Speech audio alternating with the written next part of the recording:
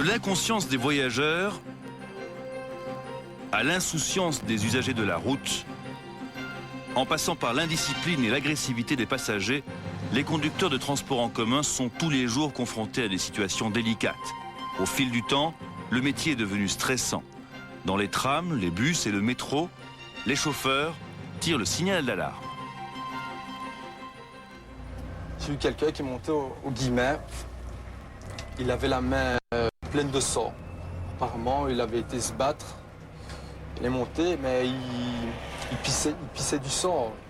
Donc je lui dis, il en mettait partout. Je dis, excusez-moi, vous n'avez pas besoin d'un coup de main. Et puis de là, il est devenu agressif. Il m'a dit qu'il aura ma peau, qu'il me retrouvera.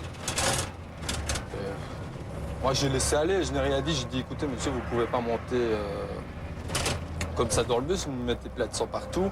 Moi, je vous ai proposé une aide. Après, il est descendu et il a juré qu'il aurait ma peau. Et depuis, vous n'avez plus de nouvelles? Non. On a parfois peur, comme ça, des menaces?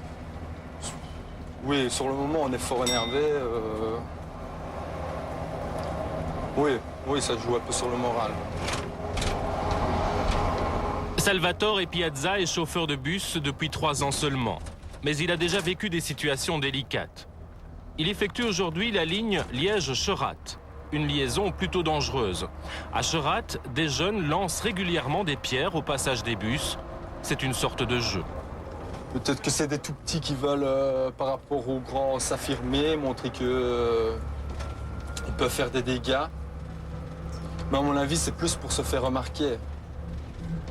À mon avis, ce n'est pas à cause d'un problème avec un chauffeur, c'est plus pour se faire remarquer, pour pouvoir dire, moi, j'ai cassé la vitre d'un chauffeur de bus.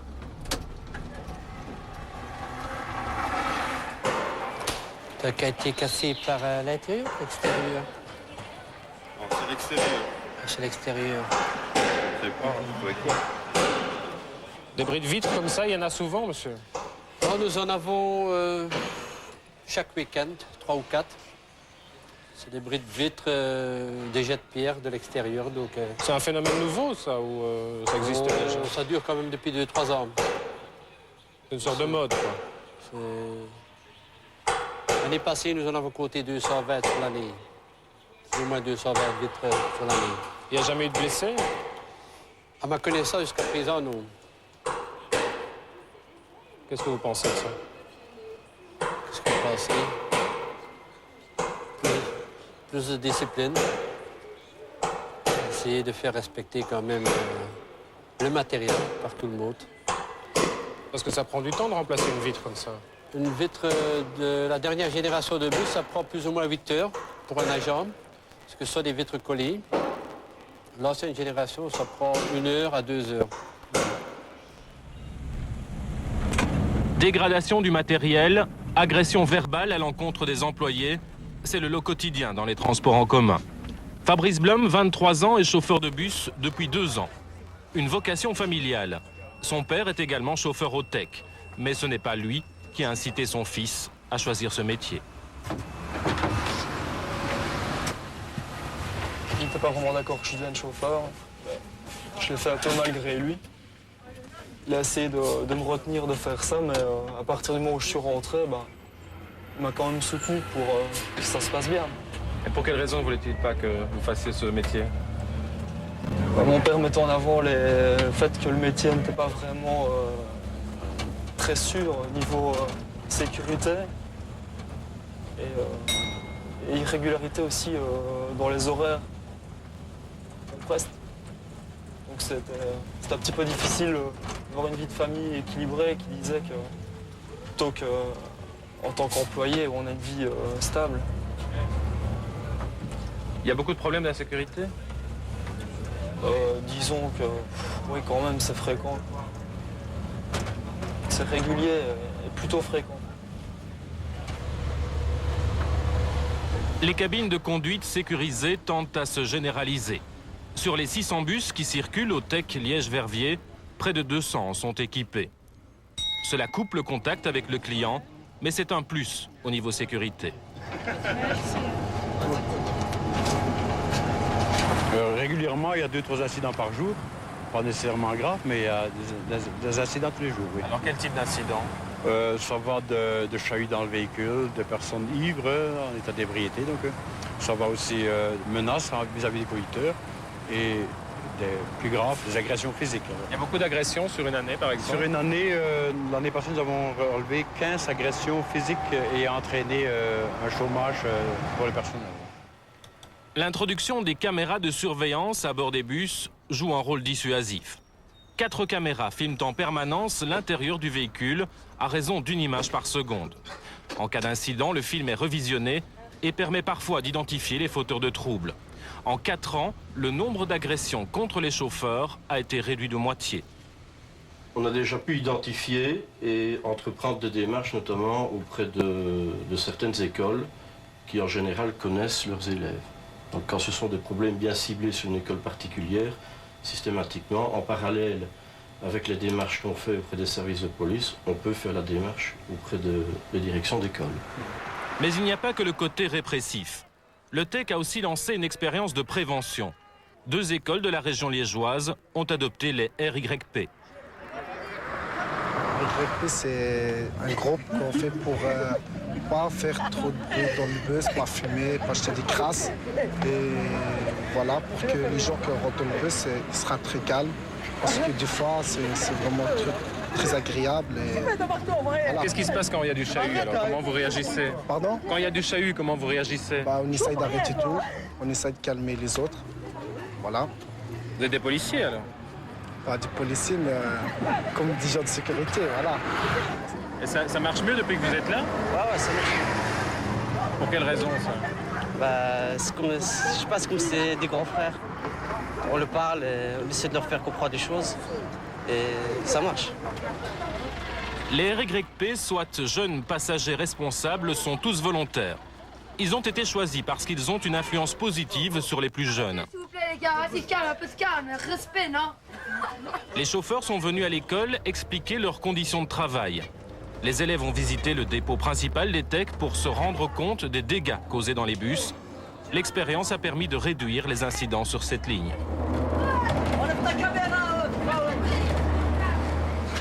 Parallèlement, le TEC renforce les contrôles le jour. C'est la chasse aux fraudeurs. L'année passée, le TEC Liège-Verviers a estimé le manque à gagner, à cause de la fraude, à près de 900 000 €, soit la valeur de 4 autobus. Maman, j'ai oublié mon abonnement. Non, ça a oublié ton abonnement. Oui, je l'ai oublié, mais je l'ai. Tu gardes ton journal de classe avec toi? Oui.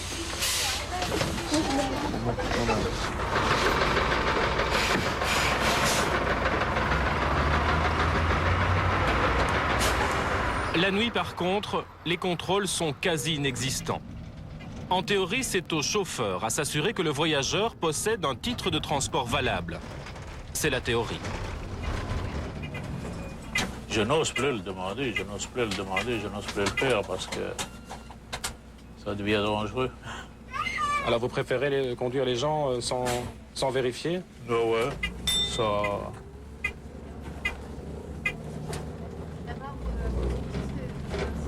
C'est pas mon problème s'ils payent ou s'ils payent pas à la fin du compte. Selon les chauffeurs, la fraude a été facilitée par l'introduction du libre-service. Les voyageurs peuvent rentrer par l'arrière du bus. La mesure a été adoptée pour faciliter les mouvements dans le véhicule et donc réduire le temps d'immobilisation.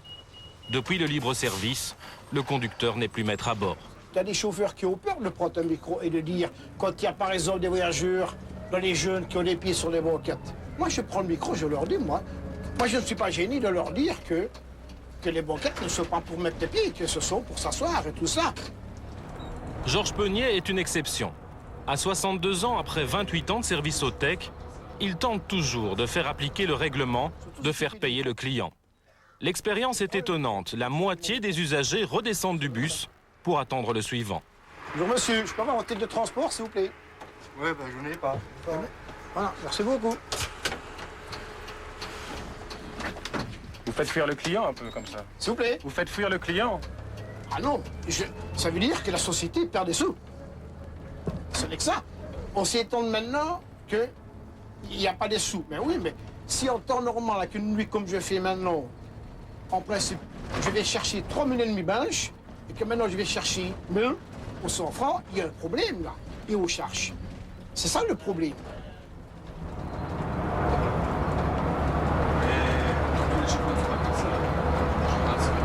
Nous avons décidé de procéder tous ensemble, avec le renfort de la police fédérale, à une opération de masse sur une journée, environ 8 heures d'opération, et qui concerne donc aussi bien les métros, les lignes de bus que les lignes de tram.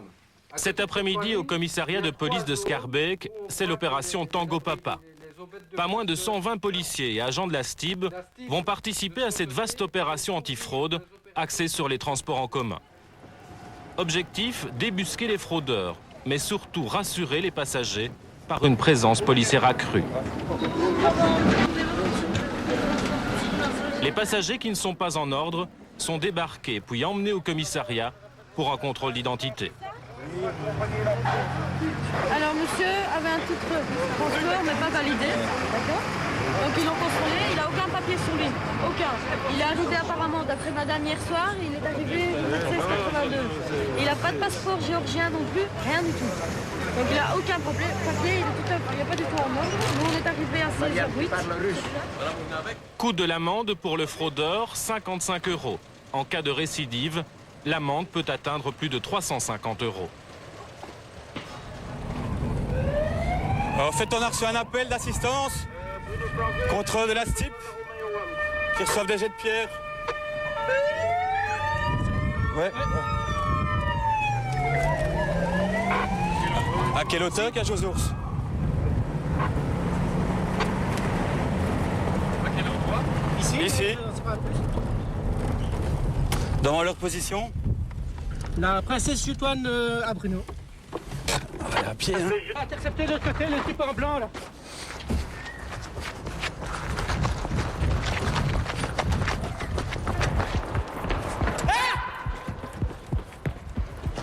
Qu'est-ce que tu filmes? Bilan de l'opération, 3200 personnes contrôlées, 300 fraudeurs identifiés. 16 personnes ont été emmenées au commissariat, 2 mineurs ont été mis à la disposition du juge de la jeunesse pour avoir jeté des pierres sur un tram. Un bilan qu'il faut relativiser. L'opération coup de poing menée par la police va avoir des conséquences inattendues. 2 jours après l'opération Tango Papa, 17 trams ont été attaqués à coups de pierre. Plus d'une centaine de vitres ont été brisées, le fait de très jeunes enfants âgés d'une dizaine d'années seulement. À la demande des conducteurs, la STIB a même dû détourner des trams pour éviter le quartier. Pour la STIB, l'opération Tango Papa est une des raisons de ces incidents. L'opération policière n'aura donc pas permis de sécuriser le quartier, bien au contraire. Pour les jeunesses, Bob Taze est un vieux de la vieille. Conducteur de tram, il forme aussi les jeunes recrues.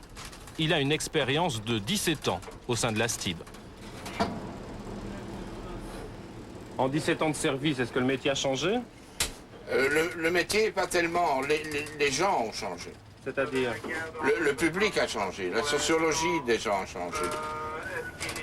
C'est-à-dire? Ils sont plus agressifs maintenant? Ils sont devenus un peu plus agressifs. Ils sont surtout devenus beaucoup plus exigeants. Qu'est-ce qu'ils demandent? Pourquoi ils sont plus exigeants? Ils veulent... Ils veulent que les trams soient à l'heure.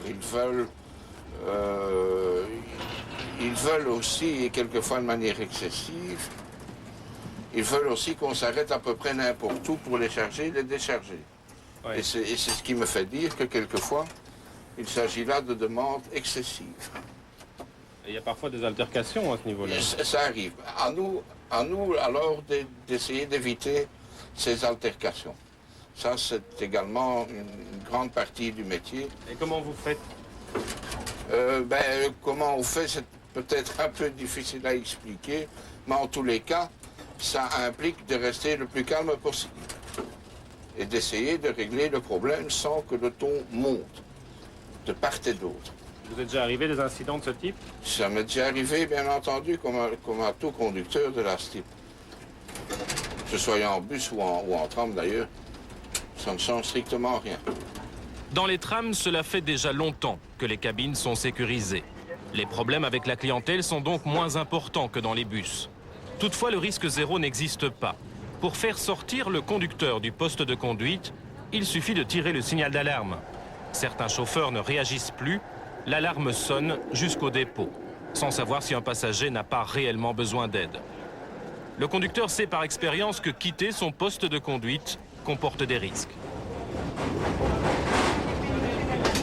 Qu'est-ce qui s'est passé la semaine passée?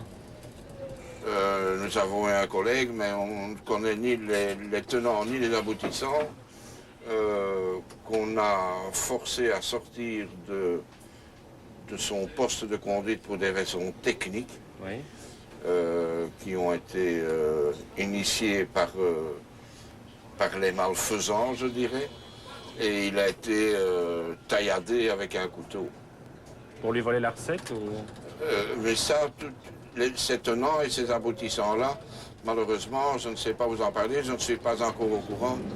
Je suis simplement au courant de ces faits, comment c'est passé, pourquoi, je n'en sais rien, je ne sais pas. 92 460 compris, merci. Dispatching tram de la STIB. C'est ici qu'aboutissent tous les appels des conducteurs. Problèmes de circulation, panne, appel à l'aide.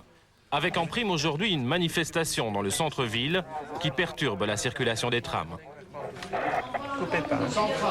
Vous me confirmez que vous assurez le suivi de l'agent agressé sur le 81? Un conducteur vient d'être agressé par un passager. L'incident doit être géré ici. Il faut évacuer le conducteur vers l'hôpital et poursuivre le service.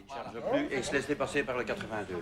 L'agent est blessé? Il est grièvement blessé? Il est blessé, mais la nature, nous ne connaissons pas encore. Nous le saurons dans une bonne vingtaine de minutes, quand le contrôleur aura rentré le tram. C'est assez fréquent, ce type d'agression? Disons que c'est quasi journalier. Oui, quasi journalier, et même certains jours plus d'un seul, parfois 2 et 3. Oui, malheureusement. Faire face à l'agressivité et contrôler le stress, comme la plupart des conducteurs de tram, Anne Vico a suivi ce séminaire offert l'an passé par la STIB à son personnel.